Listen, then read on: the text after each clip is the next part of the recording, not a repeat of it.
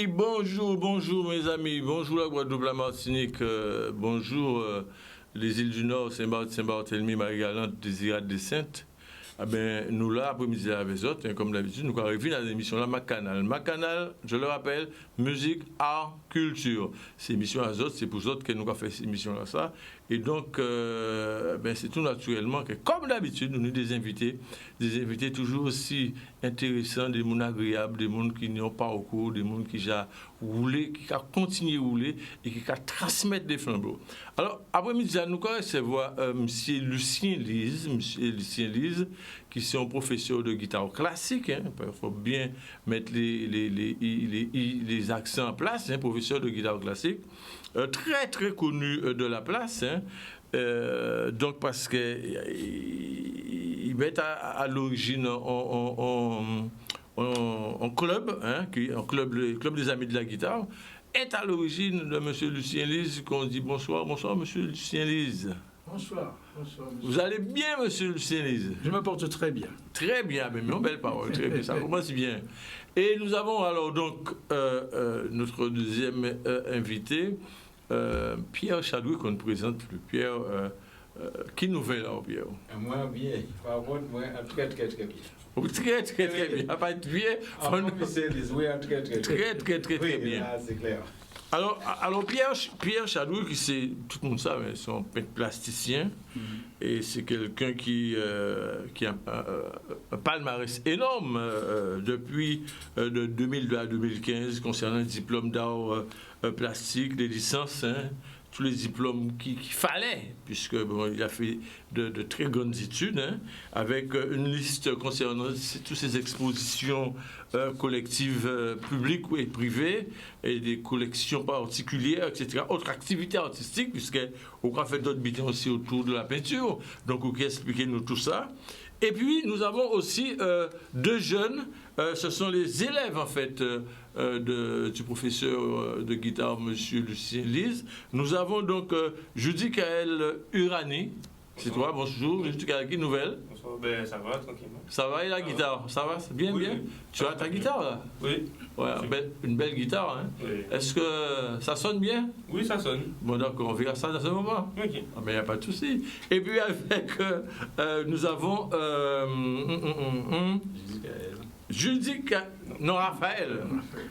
Raphaël Garcin Hautevas. Alors, Raphaël Garcin Hautevas, je vois que tu as aussi ta guitare. Ça, elle est bien, elle est accordée, oui? Oui, elle est accordée. Elle est bien accordée, alors comment tu vas? Ça va bien. Ça va? En forme? En forme. Prêt à déclencher les hostilités, là? Oui. Parce que je dois vous dire, cher public, que nous allons découvrir ces deux jeunes talents autour d'un certain nombre d'œuvres qui basent l'explication de ça, etc. Mais revenons vers le grand maître, maître Lucien. Je te dirais, comme je dis aux gens qui m'appellent maître, oui. Je peux te dire, mets un thermomètre. Un thermomètre. Bon, alors là, c'est. Mettez un thermomètre. Oui. Et surtout avec la période de Covid, là, ça va être probablement très intéressant. Oui, je voudrais juste préciser que ces deux jeunes sont mes élèves de l'école pro-musicale à Rézé. Et c'est pour ça que je les ai emmenés pour jouer et montrer aux jeunes guadeloupéens qu'on peut faire des choses intéressantes en musique. Voilà. Alors l'école pro-musicale. C'est une école qui est pro-musicale, c'est KA, pro-musicale, au Rézé. Voilà. Alors, Lucien, ça fait une éternité que tu es dans la musique. Ah oui, ça va me vieillir, je ne vais pas dire depuis. Non, une éternité d'expérience musicale, oui, surtout. D'expérience musicale. Vous savez que son jeune book. Oui, merci. C'est ça. Alors, qu'est-ce que tu peux dire au public de qui est Lucien Lise là? Quand on dit ici, c'est ça. Moi, j'ai eu la chance. Sans aucune modestie. Non, bien sûr. Non, mais j'ai eu la chance de faire partie d'une famille de musiciens. Et mon grand-père maternel était musicien, clarinettiste de haut vol. Il a fait des concerts partout, en métropole et partout. Et mon père, qui a été son élève, était aussi musicien qui jouait de la clarinette et de la mandoline. Et mon père avait fondé un petit orchestre qui s'appelait l'Estibiontina à l'époque. Et il faisait des réunions musicales à la maison tous les jeudis après-midi. À l'époque, c'était le jeudi qu'on n'avait pas classe. Ouais. Voilà. Et c'est comme ça que j'ai baigné depuis très très jeune dans la musique. Dans la musique. Voilà. Et d'ailleurs, mon père, il avait l'idée de former ses enfants à la musique. Et c'était, à l'époque, c'était courant. Les garçons faisaient du violon et les filles faisaient du piano. Alors, il a orienté ses enfants comme ça. Et c'est comme ça que j'ai fait du violon à partir de l'âge de 7 ans avec mes frères aînés. À tout état de cause, s'il faut parler de tout ton parcours, nous, Ah oui, c'est vrai, on mois et 27 jours. C'est pas la peine. Donc c'est pas. Mais comment ça se passe dans l'école À l'école pour musicale, c'est une école qui, si tu veux, qui enseigne pour tous les instruments. Et on a des cycles de formation. Premier cycle, deuxième cycle, troisième cycle. Et mes deux élèves sont en terminale du premier cycle, c'est-à-dire en quatrième année du premier cycle, et ils vont passer l'examen au mois d'avril, me semble-t-il, pour passer au deuxième cycle. Voilà. Donc on ne passe pas comme ça, on ne change pas de cycle s'il n'y a pas des acquis. Ouais. Alors, messieurs, vous allez nous prouver que c'est valable pour passer en deuxième. Ils ont fait ça qui était à faire pour passer dans le cycle supérieur, deuxième cycle. N'est-ce pas? Qui veut répondre? Je laisse la parole. Tu laisses la parole? Ah, bon, d'accord. Hein? Alors, comment ça se passe généralement dans l'école? Comment ça se passe, l'école de guitare avec. Parce que le professeur, il est là, mais bon, tu peux toujours donner ton avis. Est-ce que tu conseilles aux jeunes de venir parce que c'est une activité intéressante? Oui, sans doute. c'est une activité intéressante. La musique, moi je trouve que ça détend. Puis ça peut être une activité en plus pour ne pas rester à la maison à ne rien faire, autre que le sport. Oui, il y a les leçons aussi, en règle généralement. Oui, mais en autre que les leçons aussi. Ouais. Alors, mais ça fait. Comment tu es venu à la guitare? Eh bien, je crois que j'avais une guitare enjouée et mes parents m'ont demandé quel instrument. Est-ce que je voulais jouer d'un instrument et je crois que j'ai dit la guitare. C'est comme ça que j'ai voulu essayer la guitare. Puis j'ai accroché, du coup j'ai continué jusqu'à maintenant. Et jusqu'à ce jour, ça va? Oui, ça va. Il n'y a pas de souci. Alors, je dis que c'est pareil pour toi? Comment ça s'est passé? Alors, avant, je jouais de notre instrument. J'ai joué de la batterie. Ah, ouais. Et puis après, je me suis arrêté. Et par hasard, j'ai entendu un morceau de guitare, ça m'a plu. Et donc, du coup, j'ai décidé d'aller essayer. Et depuis ça, j'ai toujours continué à jouer. Tu as voulu essayer? Oui. Alors, je te prends, moi, est-ce que tu veux essayer tout de suite Rio Colorado, c'est une composition d'un Argentin, Roberto Moraguez. Je crois que j'ai bien prononcé. Ça y est, tu peux le faire tout de suite? Oui. Ben on y va, c'est génial. C'est génial, voilà. Et puis, et vous appréciez, chers téléspectateurs, on a apprécié. Force à pays là, à toi.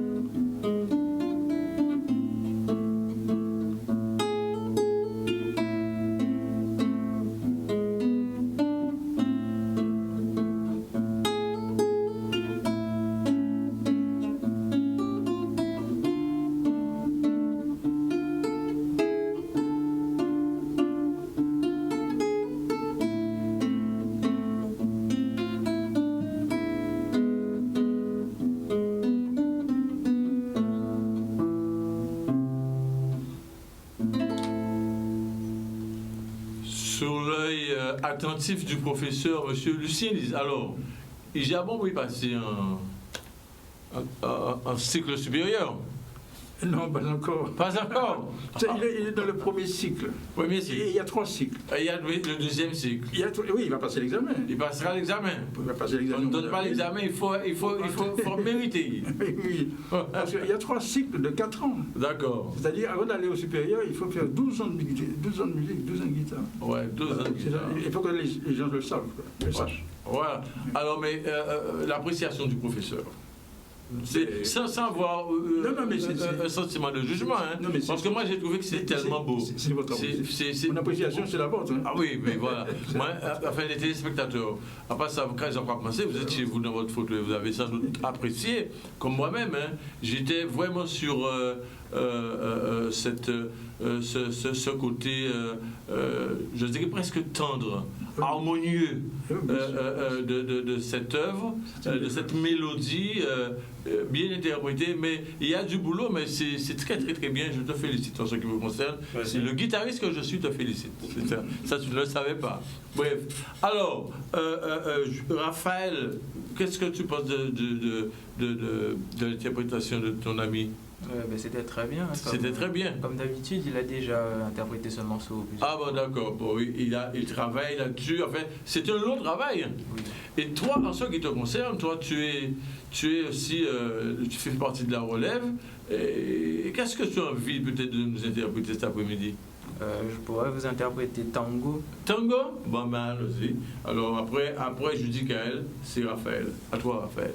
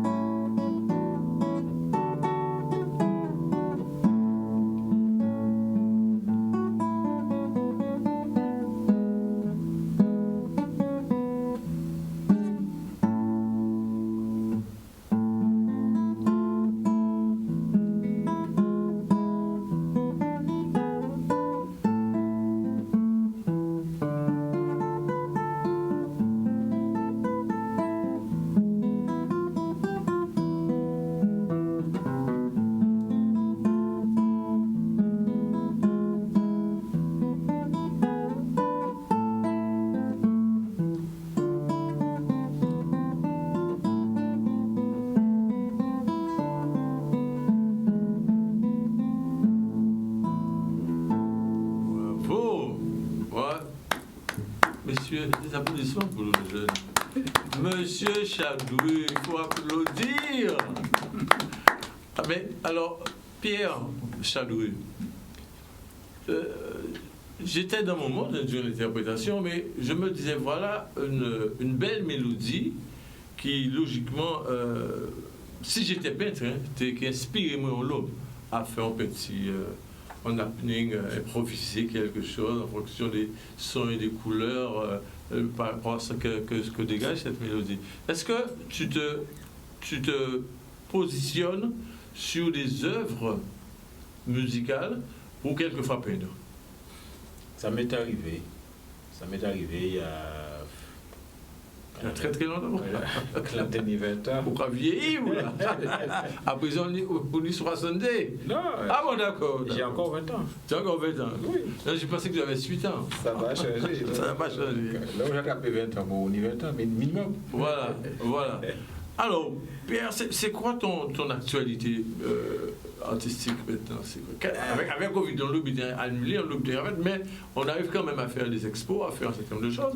Et je sais que tu es en plein dedans là. Alors, qu'est-ce que tu peux nous. Comment peut porter nous là? Ben, on sorti finir en exposition à Hôtel Arawak et en baillant état d'urgence. Donc ça, c'était au mois de décembre. Donc ça fouille. Hein. Ouais, c'était mi-novembre à début décembre. Et là, on a assis des projets en fait, hein, en train de travailler sur une galerie d'art, en train d'aménager un espace d'exposition au Lamentin. Voilà. Donc en fait, on choisit de faire un espace à partir de conteneurs. Et ça, c'est à la mode en ce moment. Hein, donc bon, on dit encore entrer dans ça. C'est pour plusieurs raisons techniques, hein, pas parce que c'est la mode, hein, pas j'ai pas sur la mode quoi. Mais voilà, donc on a choisi de faire ça et c'est un gros projet qu'on a fait moi-même en fait. Parce que pour moi, c'est une œuvre d'art, en fait. Hein. Oui, c'est consistant en grande sculpture, en fait. C'est-à-dire, l'artiste se prolonge dans ses compétences. Oui, c'est ça. Voilà. Tout à fait. Et puis, à part, bien sûr, en grande production d'écriture, écriture littéraire, mais écriture scientifique aussi, puisque en train de finir en thèse en économie de l'art. Donc ça, c'est un gros projet aussi, hein. Et ça a fait presque 4 ans qu'on travaille ici, ça, donc on vise à finir en fin d'année. Et puis, à part ça, bien, on a fait aussi développement personnel. Ça a un petit coup de moins, mais depuis 2012 quand même, hein, ça fait un petit moment. Et en fait, on a associé les différents apports, les différentes expériences qui permettent moins d'évoluer et d'épanouir moins, quoi. Et donc, on a estimé que, à part le fait de montrer en œuvre d'art, parler de la création, expliquer mon qui gens il peut trouver une solution pour y voir mieux, c'est important aussi pour moi. Et donc, mais souvent les artistes, hein, il y a un côté un peu spirituel, mais un côté un peu humaniste. Humaniste, peut-être aussi mystique. Dans le, ouais. Les CODI. Un peu, ouais. Souvent c'est son interprétation. Parce que nous parlons de certains documents, devant Bitin qui est très intéressant. L'autre cas dit la résistance comme réflexe immunitaire. Donc, en cas de proposer des anti ça tout à l'heure, mais nous avons du côté de la pub.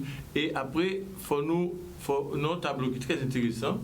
Pour mener quelques tableaux, quelques visuels, que nous allons essayer de commenter tout de suite après typage là, ça, cette petite virgule de pub, parce que quand on dit aux amis qui étaient là longtemps, et que la télévision va ramasser ça.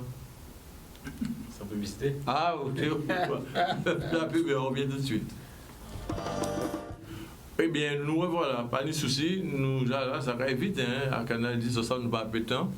Et tout bon bitin, faut nous continuer à cultiver, il faut nous continuer à faire les choses avancer. Donc, nous étions avec Pierre Chadouille, et en tout cas, on va porter des tableaux, nous essayer de commenter ces tableaux-là, nous placer au fur et à mesure pour que nous montrions un peu à l'image, pour essayer de commenter. Mais effectivement, en rédaction qu'on fait, on a dit la résistance comme réflexe immunitaire. Donc, on travaille de la Révolution française contre la royauté, la guerre civile contre l'apartheid en Afrique du Sud, etc. La non-violence contre la colonisation anglaise en Inde, etc. Mais tout ça a un aspect géopolitique, en fait. Est-ce qu'il n'y a pas de politique, hot voltage, M. Pierre Chadouille? Non, l'explication, c'est vision-là, ça qu'on va véhiculer. C'est important, et moi, toujours, quand j'ai placé travailler moi dans sociologie, effectivement, et même anthropologie, sans base de recherche, hein, d'autres artistes qui ont fait un travail purement plastique, expérimentation ou émotionnel, sensible, etc. Hein, tout est possible en art, il n'y a pas de problème, l'artiste est libre. Donc, moi, libertaire, moi, décidé dans libertaire, moi, de choisir de toujours questionner des problématiques sociologiques, voire anthropologiques. Alors aussi le politique ou l'économique ou le géopolitique qu'a traversé, c'est pas un hasard, c'est quasiment normal, quoi. Et en fait, bon, dernier travail là, ça, c'était assis quand il y a état d'urgence, hein, titre générique à l'exposition là. État d'urgence. État d'urgence, où en cas proposé, en plus dans le monde qui a fait un travail de conscientisation, donc proposant réflexion qui a permis au monde d'aller plus loin qui ça les médias qu'a véhiculé et donc effectivement donc en replacer problématique actuelle là dans des références historiques pour bien comprendre que pas ni hasard quoi. Puisque vous parlez en fait de Paul Klee, vous parlez de Pablo Picasso, Guernica, un tableau mondialement connu, hein, et aussi vous faites allusion à la liberté qui est guidant le peuple, hein, Oui. d'accord. Donc Révolution française. Voilà. Donc le fait pourquoi il va concentrer tout ça dans. C'est-à-dire que c'est des liens, c'est des références. C'est pour nous comprendre dans qui posture y est, dans réflexion moins à si travail là ça. C'est-à-dire qu'en fait l'artiste hormis les belles mélodies, hormis le côté émotionnel, sensible, voire même sensuel de la musique, bien l'artiste aussi, d'ailleurs de façon logique, ben, ils sont garants du bien-être humain. Donc si caponner l'harmonie, caponner l'échange, le partage. oui, enfin, comme Raphaël t'a dit là, ça détend. Donc il y a un côté quand même, quelque part, il y a un côté humanitaire, il y a un côté bienveillant de la création artistique. Donc a fortiori, là, quelque part, qu'a dénoncé tout ça qui peut être une menace pour l'humain. Donc, souvent, les gens qui ont fait musique comme ça, ils ont dit qu'il y a de tout, qu'il y a planer. En fait, non, pas du tout. Sans résistance, précisément. Sans résistance contre le chahut, le chaos, la violence, etc. Pour dire, mais il y a d'autres larrelles, il y a moyen de voir les choses autrement. Donc, l'artiste, toujours, même s'il a fait semblant d'être pas engagé à rien, mais il y a une posture qui a fait qu'il a essayé. Une sensibilité quelque part qui a dans direction. Sensibiliser. Mais c'est pas compliqué. La Deuxième Guerre mondiale, Hitler, quand il attaquait les artistes, il essayait d'enfermer eux, il prend dans l'eau, il y en a qui étaient obligés d'exiler aux États-Unis. Des artistes comme Chagall, comme Paul Klee, justement, des artistes qui ont l'impression qu'ils ont menacé un système politique, et pourtant. Oui. Pourtant. Parce qu'ils sont garants de la liberté, ils sont garants de la liberté d'expression, de réflexion, la liberté d'aller et venir, la liberté de la fraternité humaine, etc. Et souvent, les régimes totalitaires, c'est ça qu'ils ont attaqué en premier. Donc forcément, ennemis jurés à eux de base, c'est des artistes, c'est des gens qui prônent en liberté, qui prônent le fait de tolérer un avis opposé. Et voilà, donc c'est pour ça que les écrivains aussi, en première ligne, qui prié dans ça. En tout cas, qui senti menacés par ça, quoi. Donc en cas positionné en fait le travail de création en dernière exposition là assis même la règle là ça puisque donc on a les tableaux là ça oui ici là les autres là mais là il y a dans logique là ça puisqu'en cas estimé que l'humanité est menacée mais pas par des agressions sanitaires ça pas ni à voir. Ça veut dire à Covid là nous avons mis des à côté pas ni rien à voir. Tout donc, ça, ça a fait, c'est frontal les hommes en fait.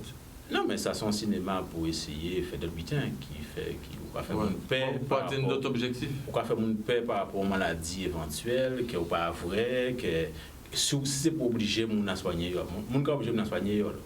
Si on malade, soigner, il faut pas obligé de soigner, ça doit quand même. Donc, déjà, ça a posé une problématique. C'est pas normal. Si vous malade, vous pouvez soigner. Donc, si vous ne pouvez pas soigner, c'est qu'on n'est pas malade. Donc, on ne peut pas essayer d'obliger les gens qui ne sont pas malades de soigner.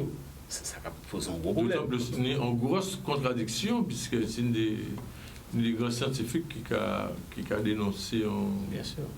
en malversation, à savoir mais le monde, à dire à le virus naturel. Le monde il a découvert le totalitarisme politique. Ouais. Mais ça a toujours existé. Et au cas où il a fait ça passer très bien, quand il regarde les tableaux là, ça, il est d'être assez agressif quelque part.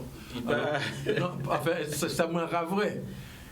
Non, certaine agressivité, bien qu'il n'y ait pas de rouge à-dedans, mais en même temps, on a agressivité, peut-être qu'il est contrôlé. Non, mais c'est subtil. Ça très très subtil. Dans un tableau à ça, il y a un sous-thème, non, c'est imprégnation. Et donc, par vrai qu'il y a une forme qui sont encore, pour moi, toujours quand on va ici, c'est l'être vivant. On va pas dire un être humain, c'est l'être vivant. Donc, au lieu de dessiner tout être vivant qui existait, qui fait forme là, ça, et pour moi, c'est l'être vivant. Voilà, c'est symbole à la vie, quoi, en fait. Sans qu'à écrire, on a l'allégorie du vivant. Et forme là, ça, on va bien voir qu'il y a une couleur noire qui vient quand imprégnée, une couleur rouge quand imprégnée, qu'on si vous voulez qu'elle disparaisse, ou qu'elle transformée, ou qu'elle dénaturée, qu'elle vienne dans notre qui ça y est. Donc, moi, je partie du principe que c'est de toute façon, le médicament en tant que tel, à partir du moment qu'il est chimique, à partir du moment qu'il est industriel, il peut poser un problème. Donc, il peut altérer le corps humain. C'est pas compliqué, on va regarder les modes qui boivent de médicaments, on va avoir des pages effets indésirables. En fait, il y a empoisonné, il y a faire quoi, il y a soigner. Donc c'est ça. Et toute problématique là, il a en fait. C'est toute thérapie non complication. Sauf les thérapies naturelles. Toute thérapie chimique. L'industrie pharmaceutique a fustigé parce qu'il n'y a pas qu'à gagner à rien de ça. Voilà. En fait, pas ni point intérêt, l'industrie pharmaceutique pas ni point intérêt à ce qu'il y ait un seul être vivant qui a bonne santé, parce qu'il peut gagner l'argent. Donc voilà. Donc ça, c'est des problématiques qui pour moi pas ni rien vrai vers la santé. Donc, pour moi, pas une crise sanitaire, pardon. Nous avons une crise politique. Une crise politique. Ça, c'est géopolitique, c'est le monde. Ah oui. Et même géostratégique. Aussi. Puisqu'il n'y a pas nous en guerre. Ah, mais oui. Alors, nous allons retourner. Alors, monsieur Lucien, qu'est-ce qu'on va penser de ça que. C'est formidable. Hein? Il dit des choses d'une vérité. Incontournable.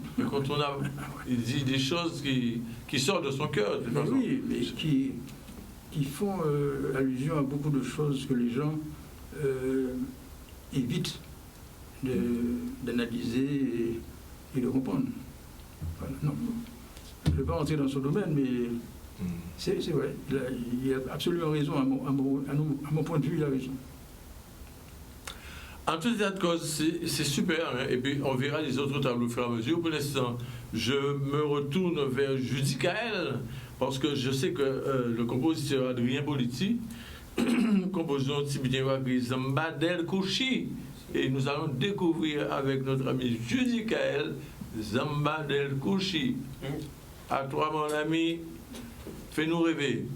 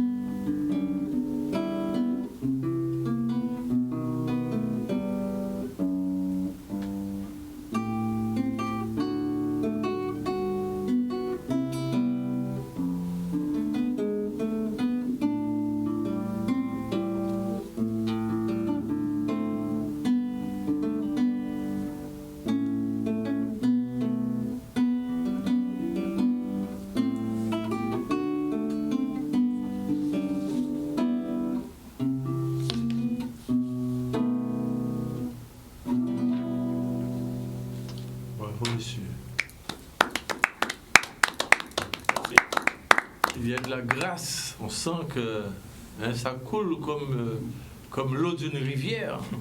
Merci. C'est limpide. Mais félicitations encore une fois. Merci beaucoup. Alors Lucien, juste un petit mot sur le club des amis de la guitare, parce que on a beaucoup parlé de Lucien Lys, de toi. Dès lors qu'il y avait le club des amis de la guitare, d'ailleurs, qui je crois qu'ils étaient au centre des arts à une certaine période. Je ne sais pas si c'était au centre des arts ou... Enfin, la plupart des amis du club des amis de la guitare transmettaient leur savoir-faire au centre des arts à l'époque, notamment peut-être toi, il me semble. Oui, alors le club des amis de la guitare classique a été fondé en 1980. Ce n'est pas hier. Et il existe toujours. Alors, ça vient du... Tambour Petit Bourg. La source, c'est ça. La source, c'est que nous étions des guitaristes classiques, mais en Guadeloupe, à cette époque-là, et avant aussi, il y avait très peu de guitaristes classiques en Guadeloupe. D'ailleurs, les Guadeloupéens ignoraient ce que c'était que la guitare classique. Et j'avoue que j'ai fait une émission à l'ORTF à l'époque, à Bastère, quand je suis arrivé c'était en 64-65. J'ai fait une émission à la radio et qui s'intitulait « La guitare et ses virtuoses ». Et j'ai fait cette émission pendant 4 ans. Et c'est à partir de cela que les Guadeloupéens ont entendu ce que c'était que la guitare polyphonique et la guitare classique. Quand il a joué tout à l'heure, on entendait plusieurs sons, c'était comme une chorale. Tellement il y avait de la polyphonie. Et quand j'étais à Bastère à l'époque, je travaillais, à Bastère, et j'ai été muté à Pointe-à-Pitre. Et à ce moment-là, j'ai connu un ami, Éric Miro, qui faisait de la guitare classique aussi. Il avait appris comme moi à Paris. Mais il était pratiquement le seul. Après ça, on a connu un autre, Borel. Et on s'est retrouvés 3 ou 4 amis à jouer de la guitare classique. Et c'est à ce moment-là qu'on a décidé de faire un club pour attirer les gens. C'était à l'initiative du docteur Éric Miro. Éric Miro, tout à fait. D'ailleurs, la première assemblée générale s'est faite chez lui à Tambour, Petit Bourg. Et du coup, il a été le premier président du club, c'était en 1980. Voilà. Alors, il y avait des amateurs et des professionnels qui ont adhéré au club. On a tous été amateurs. Hein. Ouais. Il y a eu un seul professionnel membre du club, c'est Bertrand de Guermadec, qui avait fait des études au conservatoire en France. Mais nous tous, nous étions des amateurs, mais de bons amateurs. Ben oui. D'ailleurs, dans le mot amateur, il y a le mot amour. Oui, bien sûr. C'était des passionnés. Tu n'écris pas quelquefois des livres, ça t'arrive pas d'écrire parce que il y a une telle tournure dans tes appréciations que... Et bon, mais je n'ai pas eu le courage. En fait, mais il serait peut-être encore temps. C'est plus par paresse. Mais je ne veux plus, effectivement. Voilà. Ouais. Donc, nous allons passer à une troisième interprétation. Je propose, ce n'est qu'une proposition, un petit duo, puisque vous êtes là comme ça, par rapport au temps, avant qu'on démarre nous. Okay. Je propose qu'on puisse faire un petit duo. Ce serait peut-être à l'unité de Ferdinando, ok? Kaouli, ça vous dit? Ça marche? Oui. Ah bien, les emparés. Et puis, cher public, écoutez, appréciez, car là, c'est la relève, ce sont les jeunes. Il y aura dit, je ne vais pas faire, même des jeunes qui ont voulu travailler. Parce que pour faire ce qu'ils font là, il faut bosser. On ne se lève pas un matin dans son lit et se dit, bon, je vais jouer, je vais faire un concert, ou je vais passer dans une télévision, jouer quelques œuvres de guitare classique. Ça va être comme ça. Il y a tout un apprentissage qu'il va nous expliquer, que le professeur nous expliquera tout à l'heure concernant la lecture, la connaissance de l'instrument, etc., etc. En fait, il n'y a que le travail qui paie. N'est-ce pas, monsieur Lys? Oui. Tout à fait. On vous écoute.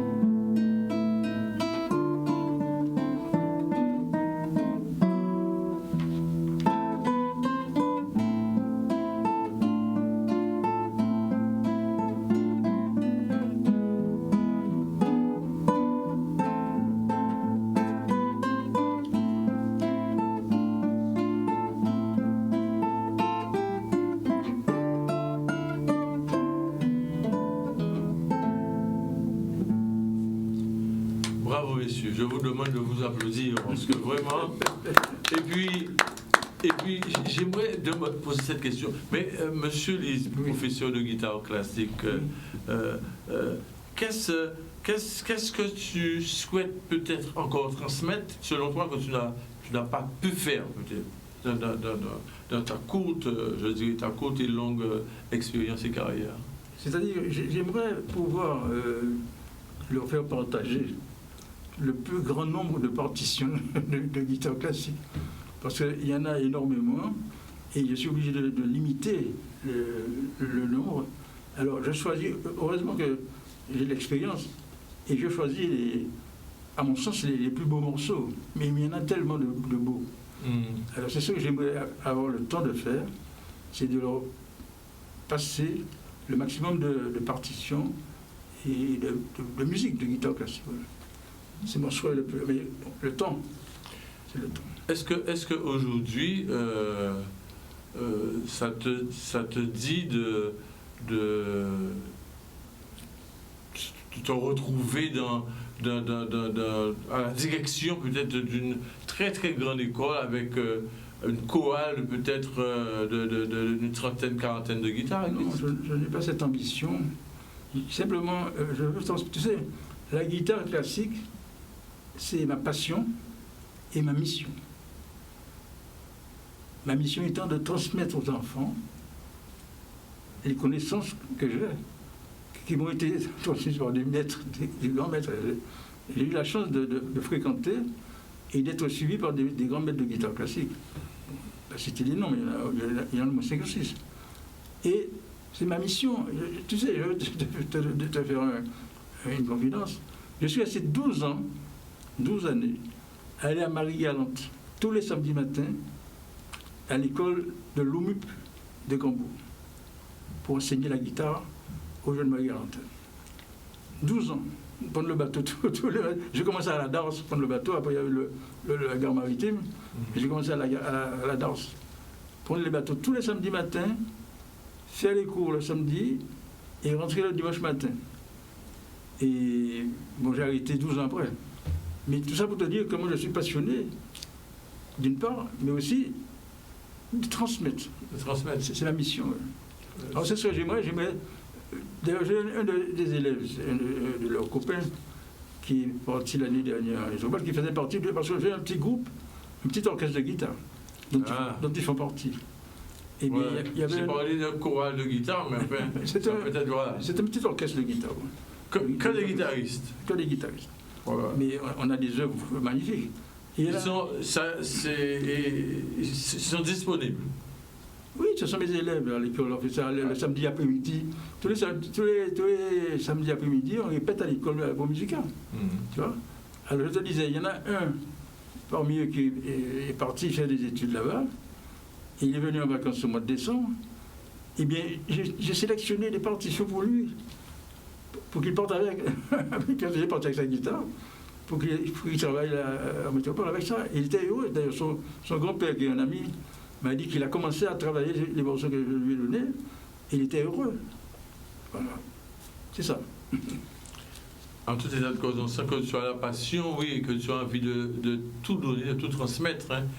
Contrairement à une certaine période, la transmission était plutôt délicate, difficile, et c'était pas du tout évident. N'est-ce pas, monsieur Chaloux? La transmission en peinture, comment ça se passe?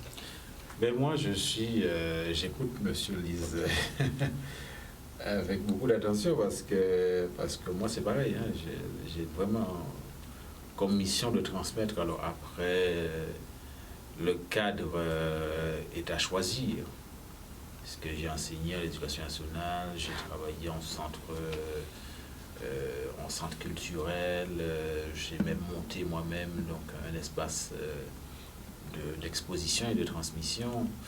Donc c'est vrai qu'on a envie de transmettre plus que l'amour de l'art à travers l'admiration, la rêverie devant une œuvre d'art, mais aussi dans la pratique, dans l'expérience. Et puis de toute façon, il y a une demande. Les gens ont envie d'aller plus loin que d'apprécier une œuvre d'art, ils ont envie d'expérimenter, donc c'est très bien.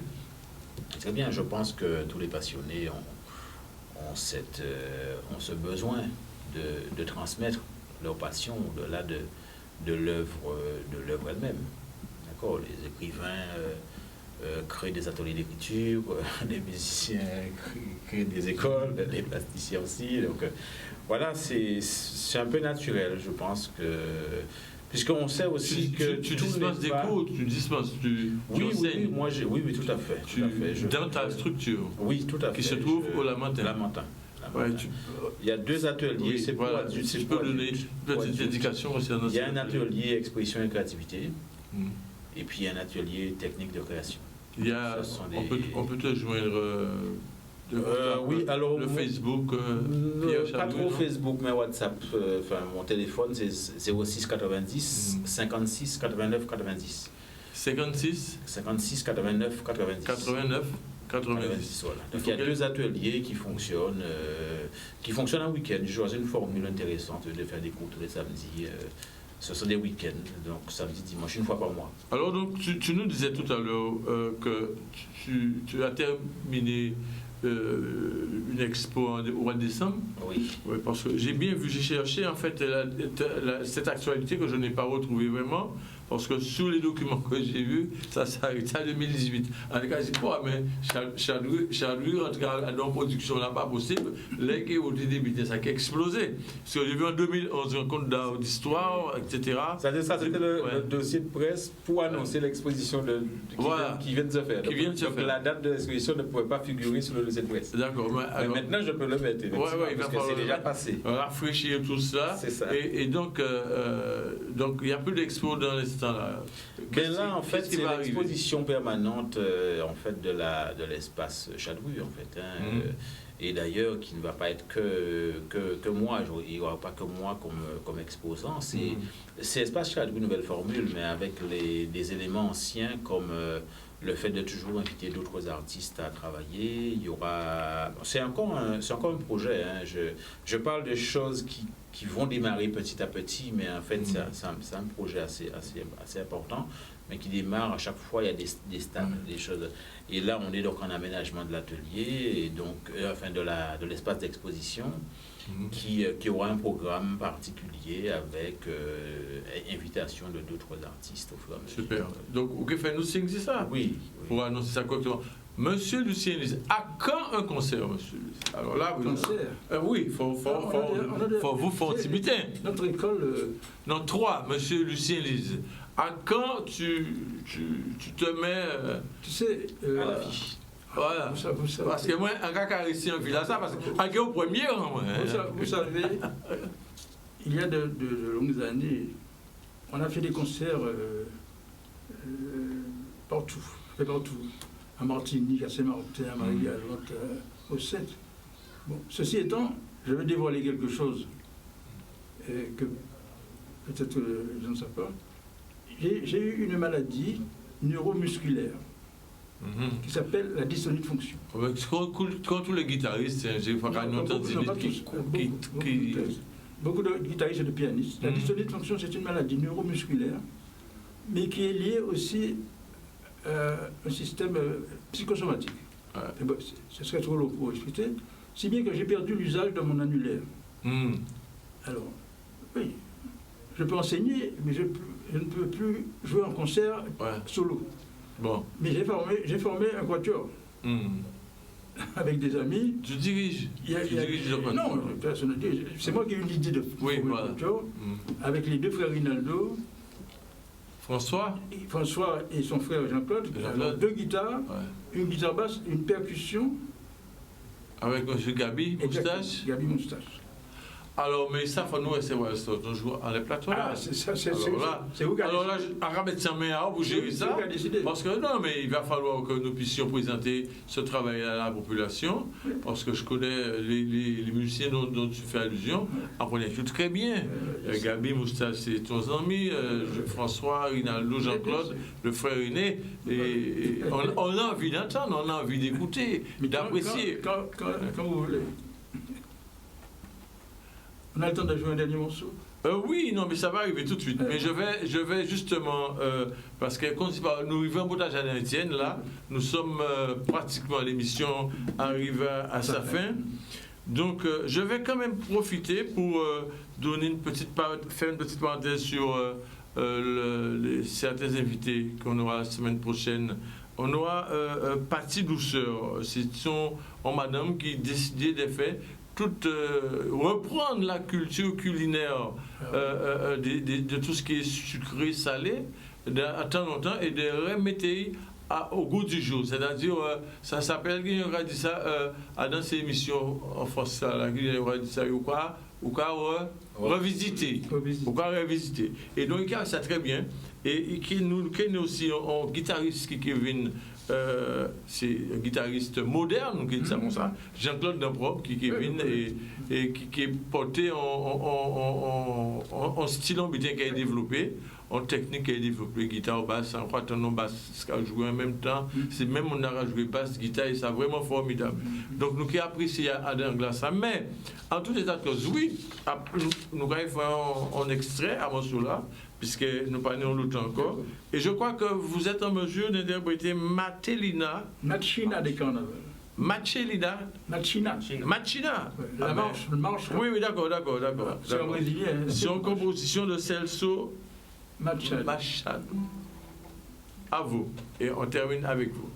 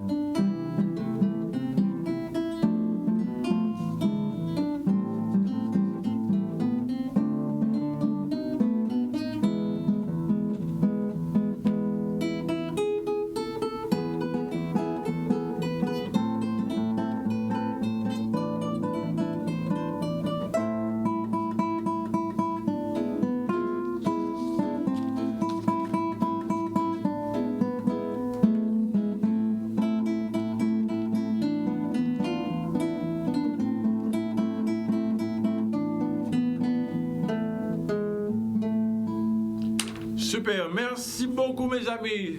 Nous vivons pour la émission là. On remercie Canal d'ici la Guadeloupe, remercie Raphaël. La Guadeloupe remercie Jusicaël. La Guadeloupe remercie aussi Monsieur Lise Lucien pour le travail que tu fais. Monsieur Chadru, son artiste hors pair, très connu de la place et des horizons. Donc, merci aussi d'être venu. Et puis, merci à Daniel pour la réalisation. Et je vous dis à la semaine prochaine pour une toute nouvelle émission avec des mondes aussi intéressants. Passez une bonne semaine. À bientôt. Merci de nous avoir invités. Merci, pas de souci.